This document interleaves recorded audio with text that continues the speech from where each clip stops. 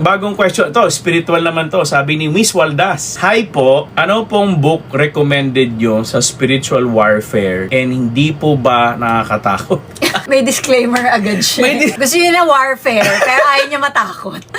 Valid, Pero alam mo, naman. honestly, Pwede. we appreciate yung mga ganitong tanong. Sa totoo lang, tama? Kasi not many people think about that eh. Yes, okay. And it's an important thing to think about. Napakagandang tanong. Okay, so before we go sa book recommendation, dun muna tayo dun sa hindi po ba nakakatakot. Okay, ganito ha. Yeah, bibigyan kita ng pananaw ko lang. No? Number one, nakakatakot talaga siya initially. Tama? Wala pa akong nakikitang taong taga-church na nag-aral ng spiritual warfare na umpisa pa lang.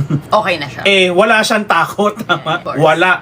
We remember, di ba, there's this case na, may case kami one time, may isang matagal na sa church na leader, and then we talked to him, and then nanginginig yung ano niya. When we started talking about yan, spiritual warfare, nanginginig yung arm niya, nanginginig. So, ang umpisa lagi ng pag-aaral ng spiritual warfare, matatakot ka. Bakit? Because all of us may spirit of fear. Ngayon, ang medyo weird pero totoo, ang ginagawa ng spiritual warfare is kailangan unahin tanggalin yung spirit of fear natin para effective ka mag-pray for other people. Ang prinsipyo niya, if I have fear and I tell a demon to go out, hindi susunod sa akin yun kasi nakikita niya I have fear. So, lagi siya mag-uumpisa sa takot. So, normal na you always start studying about spiritual warfare na takot ka. Normal yun. All of us, laging umpisa takot. Like yung first time na I remember nung medyo may alam na ako, dami ko nang naaral, dami ko nabasa, dami ko narinig na nagturo.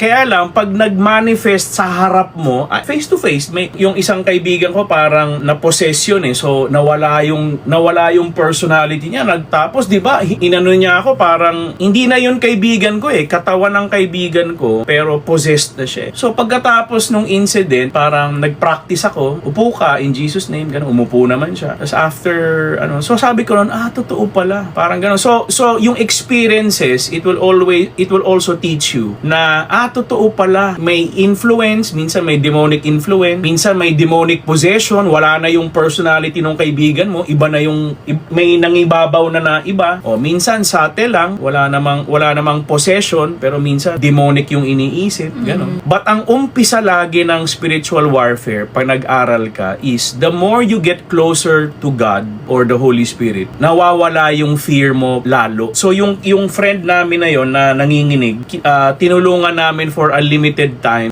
na sa warfare. Ayun, natanggal niya. So ngayon, hindi na siya natatakot, tama? Kasi pag natatakot ka, nanginginig ka, tapos, so pag natatakot ka, nawawala yung spiritual authority mo when you pray. Kaya ang unang tinatanggal, yung fear. Yeah.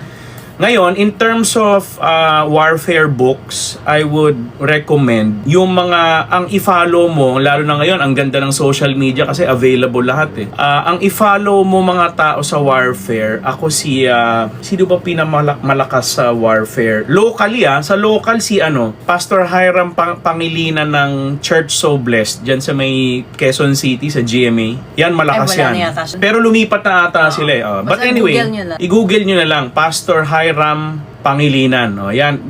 Kasi siya, malakas sa healing yan eh. So, yung healing tsaka spiritual warfare, hindi mo yan mahiwalay eh. They always go together. Ngayon, internationally, ang mga sikat, si Bill Johnson ng Bethel Church sa Redding, California. May isa naman, si Randy Clark sa Canada naman.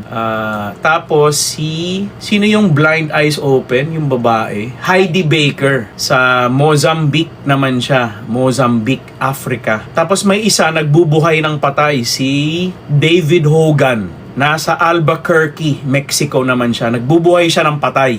Yun yung pinaka-strength ng ministry niya. When you listen to these people, ang dami mo mapupulot kasi sila wala silang takot talaga eh. So, grabe yung warfare, yung mga principles na in warfare. Merong ding isa sa Brazil, si Carlos Anacondia. Tapos may isa sa US, malakas sa healing, Curry Blake. Yan yung mga sa YouTube. Naku, hindi ka mauubusan yan sa YouTube. Yan yung mga aralin mo sa warfare. Magagaling yan. Okay, this is RM, Relationship Matters. Your online ninong and ninang saying, wag pera-pera lang ang pagkuha ng ninong at nina.